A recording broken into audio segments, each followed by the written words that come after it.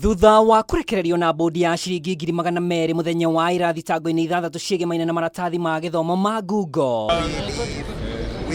Mumbunge wa Juja George Koimburi ni ekorire haceke thutha wa igeria ringi ria kumuikia ngono gutigia o hanyeni na marigo. Koimburi uria uma hamwe na wakiri wake Ndegwa Njiro mekwambikite giikaro kia ndumiriri kuri andiki a mohoro nja wa igoti ria Kiambu no akunyirwo ni arangeri yake ati kuri na ithugunda ria kumuikia ngono na haha aigirira ndira ciande na kuhiuka ta mugwe mbere ya ateithitio ni mundu wa bikibiki gwithara.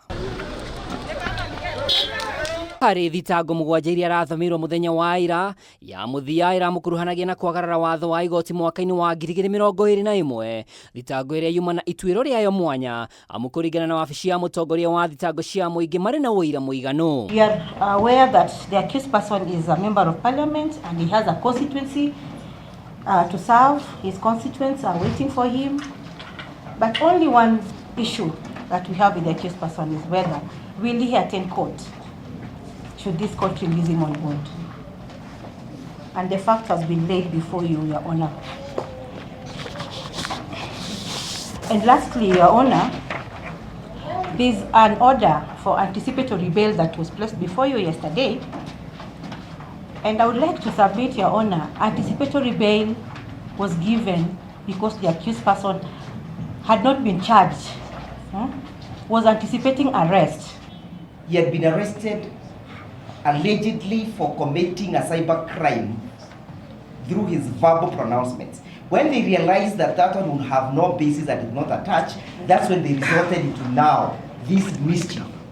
You know, if you allow counsel to lay the basis for my feet, I know you are on your feet, but using the word mischief in a matter which has been pending from 2021 is unfair to the DPP.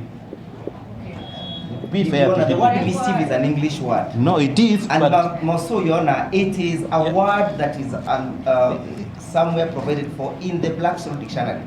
But if they feel offended, I'll not use the word mischief. Yes, ma'am.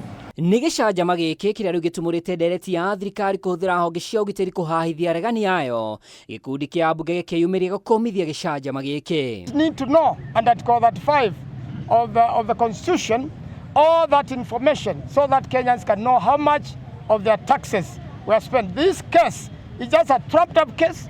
We know who started it previously before it was withdrawn. It has no evidence. Kuringana na seneta wa Murang'a Joe Nyoto, gucenjio gwa thitango iria ciandikithitio wabici-ini ya DCI iria hau kabere Koimburi akuruhanitio na uhuthiri muru wa nenda agitetia bajeti ya kihitano kia AUC ni kionereria gia kuhitwo kiuteti. Has weaponized the security agencies by arresting members of parliament. Today you're arrested on something that is, if I can give a case of MP for Juja. The MP for Juja was arrested and charged with cybercrime. But the next morning he's taken to court, he finds there is another different case altogether. A case that goes way back in 1994. Ira uyu ukagwetwo tariki 25 kiumia giukite.